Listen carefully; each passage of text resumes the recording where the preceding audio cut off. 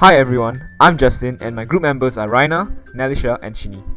Today we'll be covering on step growth polymerization. First, let's start off with a cool quote by Democritus. The contents for today would be the overview of step growth polymers, polyesters, polyurethanes, polyamides and epoxy resins. Each of these class of polymers will be explaining the characteristics and applications of these polymers. Also, we will be using each class of polymers to highlight an aspect of step growth polymers. We will use polyester to highlight the vast number of preparations methods of a certain polymer. Polyurethanes will be used to explain some of the mechanisms behind these reactions. Polyamides will be used to highlight the differences in using aromatic and aliphatic R groups. And finally, epoxy resin would be used to highlight the post-reaction industrial processing of polymers.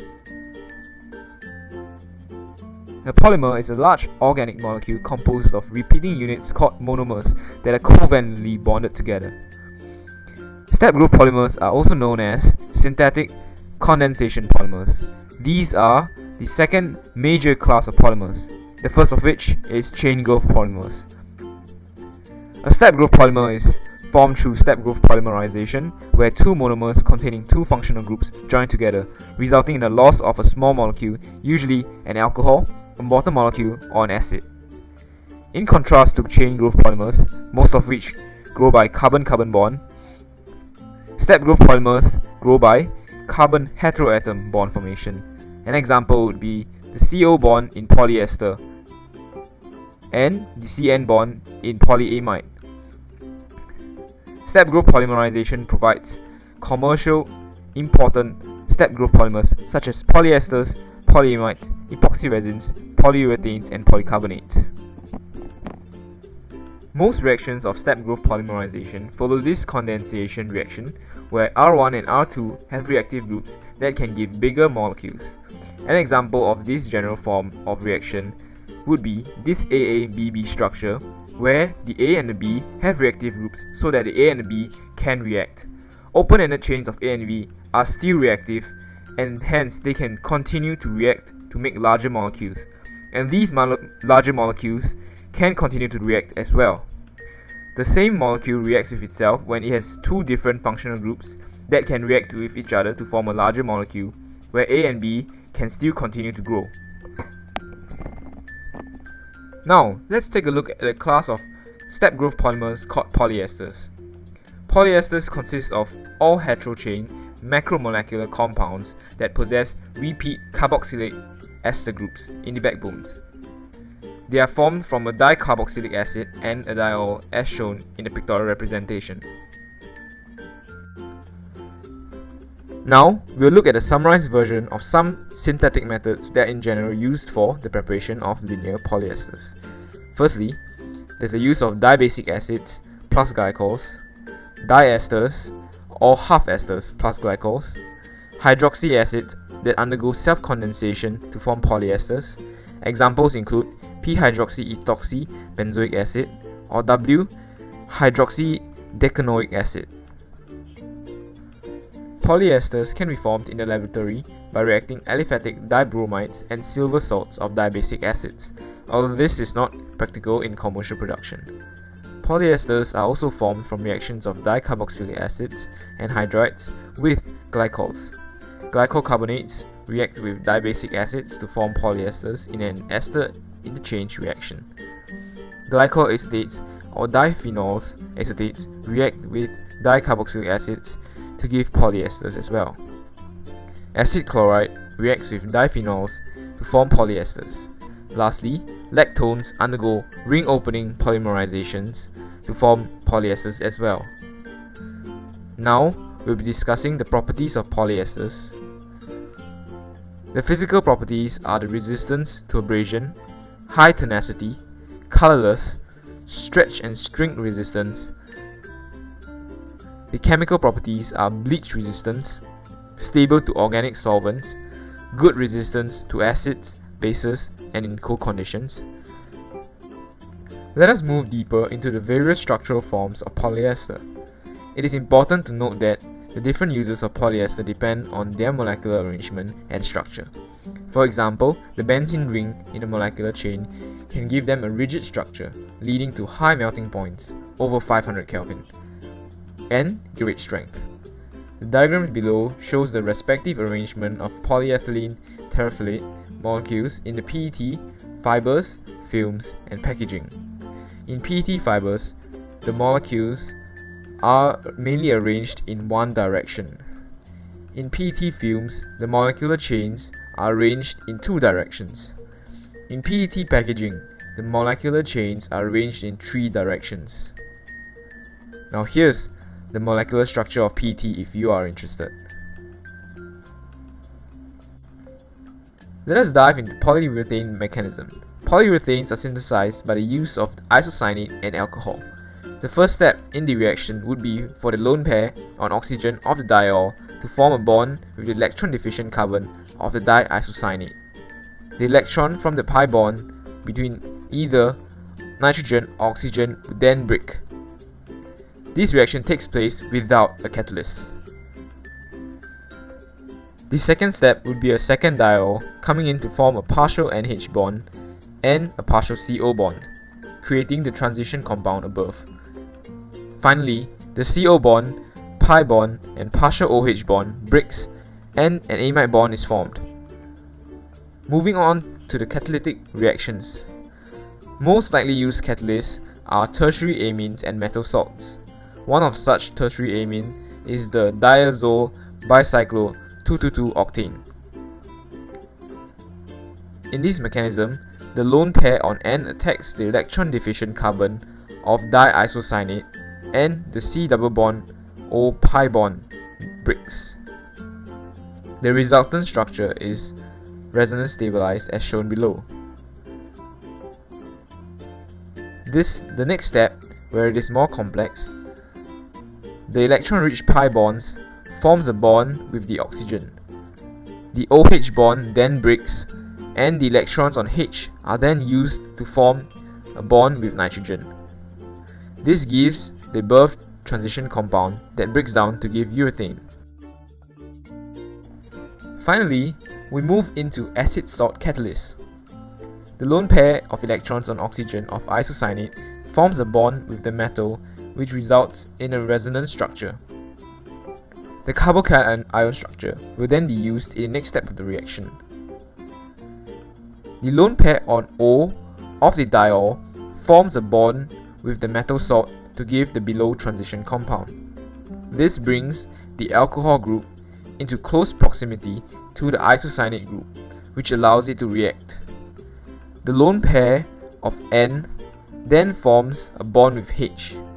The sigma bond between the OH breaks and the sigma bond between OM is used to form a carbon bond, following which the oxygen forms a pi bond with carbon and the pi bond between CN breaks. Pardon the error on the screen. Finally, the OM bond breaks to give urethane. And this concludes the reaction for metal salt catalysts. Let us move on to polyurethane properties.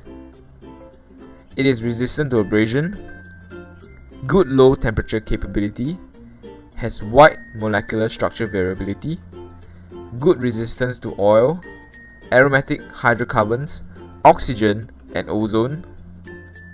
However, polyurethanes are susceptible to microbial attack, and aromatic polyurethanes have a tendency to discolor when exposed to UV light.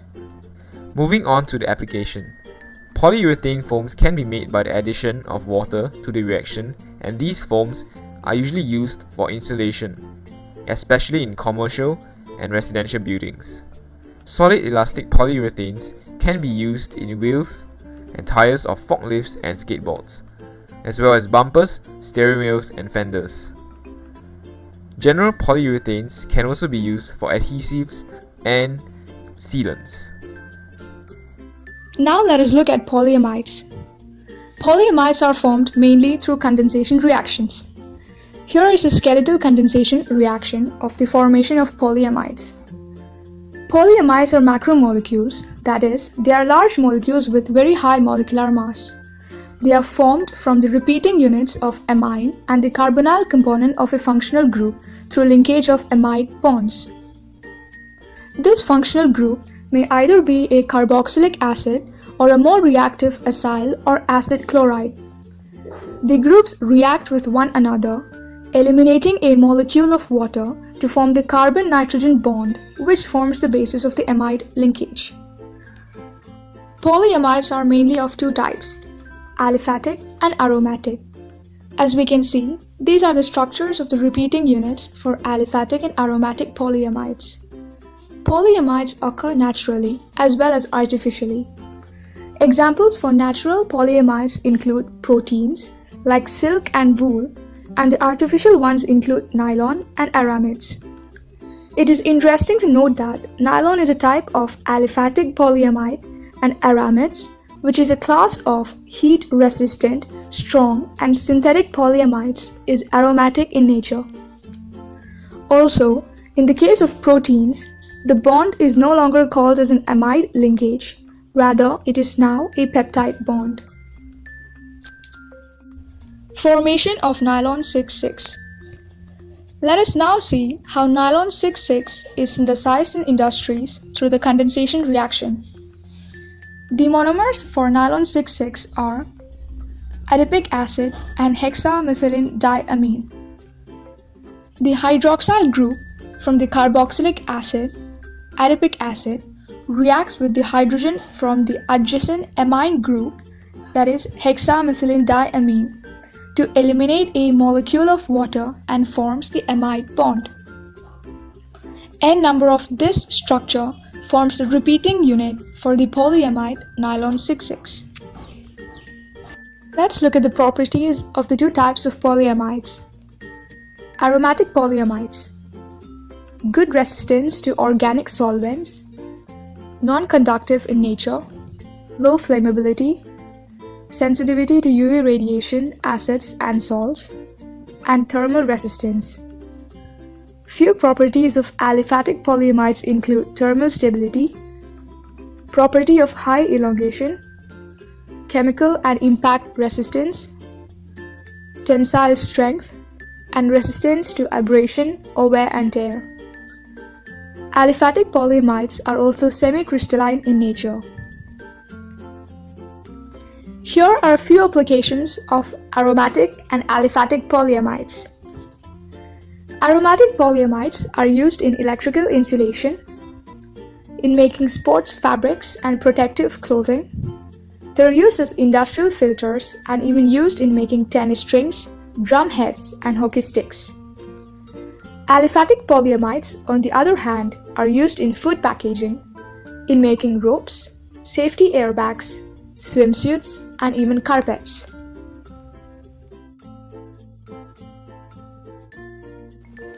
Firstly, let me give an overview of what epoxy resins are. They are polymers that contain at least two epoxide groups. An epoxide group is a three-membered ring which comprises of two carbon atoms and one oxygen atom. Post-reaction industrial processing of epoxy resins involves a process called curing. Simply put, it is a process whereby polymers are strengthened through the cross-linking of chains. Curing of epoxy resins can be carried out by mixing epoxy resins with a curing agent. Now, this can be done at room temperatures or at high temperatures. When done at room temperatures, the cross-links form slowly. This results in a more expanded network structure, as the structure forms. However, when done at high temperatures, this high enough temperature will provide sufficient kinetic energy to quickly initiate chemical reactions at even the most hindered locations and give the molecules enough mobility to fully network. As mentioned earlier, when an epoxy resin is mixed with a curing agent, also known as a hardener, a cured polymer is formed. Finally, properties of cured epoxy resins include greater strength and resistance to heat. Cured epoxy resins are also more adhesive and resistant to chemicals. Thus, they can be used for coatings such as the paint industry, construction of airplane parts, and the manufacturing of plastic toolings. Now we have finished our presentation. Thank you all for watching.